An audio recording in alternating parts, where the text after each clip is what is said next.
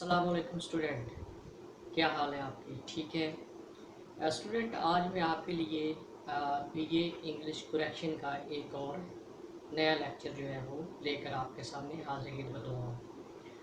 उम्मीद है कि आपको ये लेक्चर जो है वो पसंद आएगा। अगर पसंद आए तो एंड पे अपना कमेंट्स में जो फीडबैक है वो ज़रूर दीजिएगा। तो आए आज का लेक्चर जो है वो शुरू करते हैं। जी तो स्टूडेंट, आज का लेक्चर हम शुरू करते हैं और इसमें आप देखें कि कुछ सेंटेंसेस आपके सामने लिखे हुए हैं और ये जो सेंटेंसेस हैं ये सारे गलत हैं। हमने इनमें जो एरर हैं उनको स्पॉट आउट करना है और फिर उनको करेक्ट करना है। तो देखिए कैसे इसको करेक्ट किया जाता है और आप जो है वो इन सेंटेंसेस को नोट भी कर सकते हैं। ये जो सेंटेंसेस हैं ये बड़े फेमस सेंटेंसेस हैं और इनके साथ साथ मैं आपको रूल्स जो हैं वो भी आपको बताता जाऊंगा। तो चलिए शुरू करते हैं जी। हमारा फर्स्ट सेंटेंस है जी, you need not to worry. You need not to worry.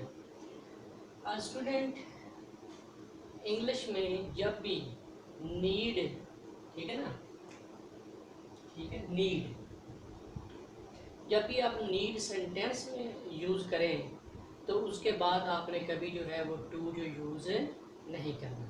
This is a rule, ये एक रूल है, ठीक है, कि आपने नीड के बाद जो है वो टू इस्तेमाल नहीं करना, ठीक है। तो ये एक रूल है, you need not to worry का ये ख़राब है, ये गलत सेंटेंस है, it is a wrong sentence. इसका सही क्या है, यू नीड नॉट वरी। यानी सिंपल हमने क्या किया है कि इसमें जो टू है उसको हमने काट दिया है, ठीक है।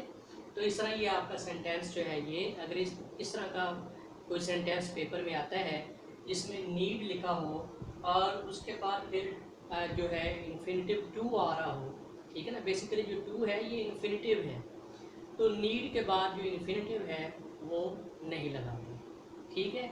ये आपका एक सेंटेंस जो है ये इस तरह ठीक हो जाएगा। सेंटेंस नंबर 2 देखें, he is more better, he is more better than I, ठीक है। अभी देखिए इसमें इस सेंटेंस के अंदर गलती ये है कि इसमें जो कंपैरेटिव डिग्री है, ठीक है, यानी वो डबल हो गई है, मोर भी लगा हुआ है और इसमें जो है साथ इसके बेटर भी है। और दूसरी ये बात है कि जो बेटर है ये कंपैरेटिव डिग्री है और जो बेटर है ये आप यूँ कह लें कि ये रेगुलर जो है वो एडजेक्टिव है, जैसे गुड, बेटर, बेस्ट, ठीक है, टॉल, टॉलर, टॉलेस्ट, ठीक है। जो एडजेक्टिव ई आर या ई एस टी, ठीक है, या एस टी से फॉर्म हो उनको हम कहते हैं रेगुलर एडजेक्टिव। क्या कहते हैं? Regular adjective. अच्छा, अब कुछ एडजेक्टिव ऐसे होते हैं जो इर्रेगुलर होते हैं, ठीक है। मतलब जैसे एक वर्ड है जी ब्यूटीफुल है, तो जो ब्यूटीफुल है वो इर्रेगुलर एडजेक्टिव है लेकिन वो इर्रेगुलर है, तो उसकी फिर सेकंड और थर्ड जो फॉर्म है जो डिग्रीज हैं वो बनाने के लिए क्या हम इस्तेमाल करते हैं, इंग्लिश में क्या इस्तेमाल होता है, उसके साथ फिर मोर या मोस्ट जो है वो यूज़ किया जाता है। तो अब यहाँ पे देखिए ये चीज़ ऑलरेडी रेगुलर एडजेक्टिव है, ये क्या है, better is a regular adjective and it is a second degree of good, ठीक है। तो ये गुड की सेकंड डिग्री है, कंपैरेटिव डिग्री है, तो जो यानी ये रेगुलर है, तो जो एडजेक्टिव रेगुलर हो, ठीक है, और ऑलरेडी वो कंपैरेटिव डिग्री में इस्तेमाल हो चुका हो सेंटेंस में, तो फिर उसके साथ आपने कभी भी मोर या मोस्ट जो है वो नहीं लगाना। तो सिंपल आपने क्या करना है कि इसमें ये जो मोर है इसको काट देना है, ठीक है।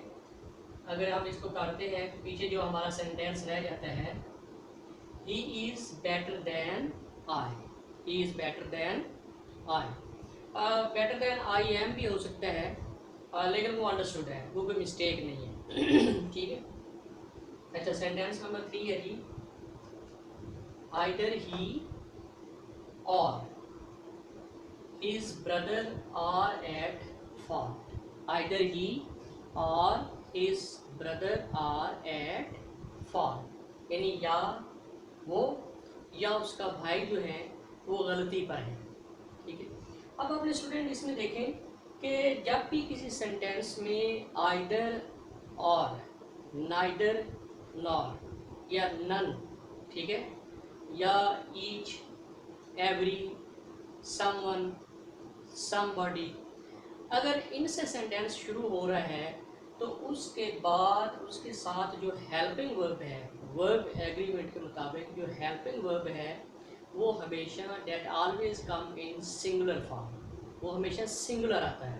ठीक है, अब यहाँ पे देखिए आइदर ही और हिज ब्रदर, यानी ये सेंटेंस हमारा जो है ये आइदर से शुरू हो रहा है। ये मैं इसको आपको जो है वो एक सॉलिड जो रूल है वो बता रहा हूँ, ये इसको मैं ज़्यादा एलेबोरेट नहीं कर रहा हूँ कि ये आइदर से शुरू हो रहा है तो उसके बाद सेंटेंस में जो भी हेल्पिंग वर्ब लगा हो वो सिंगुलर फॉर्म में आपने पेपर में लगाना है। ठीक है, आइदर ही और हिज ब्रदर, यहाँ पे लिखिए, इसको आपने काट देना है और इसकी जगह आपने इज। ठीक है, अगर लेट्स सपोज के यहाँ पे वर लिखा होता है तो फिर आपने क्या लगाना है, वाज। ठीक है, अगर यहाँ पे हैव लिखा हुआ है तो फिर क्या लगाना है, हैज। ठीक है, यानी आपने ये देखना है कि सेंटेंस के शुरू में क्या है, आइदर है, नाइदर है या नन है, तो उसके साथ जो हेल्पिंग वर्ब, इसको बोलते हैं वर्ब एग्रीमेंट। वर्ब एग्रीमेंट ये होता है कि अगर डूअर ऑफ द एक्शन, यानी सेंटेंस में जो सब्जेक्ट है वो सिंगुलर है तो उसके साथ जो हेल्पिंग वर्ब है वो आपने सिंगुलर लगाना है। अगर जो सब्जेक्ट है वो प्लूरल है तो उसके साथ जो हेल्पिंग वर्ब है वो आपने प्लूरल लगाना है। तो ये जो आइदर है, नाइदर है, नन है, ये सिंगुलर काउंट होते हैं। ठीक है, तो ये सेंटेंस ठीक हो जाएगा, आइदर ही और his brother is at fault. इस तरह ये आपका सेंटेंस जो है ये ठीक हो जाएगा। नेक्स्ट सेंटेंस है जी, what makes you to look so happy, यानी कौन सी चीज़ आपको इतना खुश करती है, कौन सी चीज़ आपको इतना मतलब खुश दिखाई देती है, यानी आपको इतना हैप्पी कर देती है। ठीक है, what makes you to look so happy. तो बेसिकली ये स्टूडेंट जो मेक है ना, मेक यहाँ पे लगा हुआ है, ये असल में है मेक लुक, यानी दिखाई देना, दिखाई देना। This is called causative verb, causative verb. अच्छा, अब जब हम पॉजिटिव वर्ब इस्तेमाल करते हैं यानी मेक के साथ हम वर्ब की पहली फॉर्म इस्तेमाल करते हैं। ठीक है, और इसका मतलब ये बनता है कि जैसे हम किसी से कोई काम जो है वो करवा रहे हैं, जैसे मैं एक सेंटेंस बोलता हूँ कि some guests came to my house, I made them sit. ठीक है ना, मैंने उनको made them sit in the drawing room, मैंने उनको ड्राइंग रूम के अंदर बिठा दिया, यानी कि बिठवा दिया, यानी ऐसा लग रहा है कि जैसे उनको गाइड किया जा रहा है, उनसे ये काम करवाया जाएगा, आप इधर नहीं, आप इधर बैठे। ठीक है, तो ये this is called positive verb. ये क्या होते हैं जी, ये पॉजिटिव वर्ब होते हैं। इसका मकसद ये है कि जब भी आप मेक के साथ या मेक्स तो इसलिए लगा हुआ है क्योंकि ये सिंगुलर है, सिंगुलर कैटेगरी में रखा गया और प्रेजेंट इंडेफिनिट है। ठीक है, व्हाट मेक्स यू लुक, तो उसमें जो टू है वो नहीं आता। What makes you look so happy, कौन सी चीज़ आपको इतना खुश बनाती है, खुश करती है।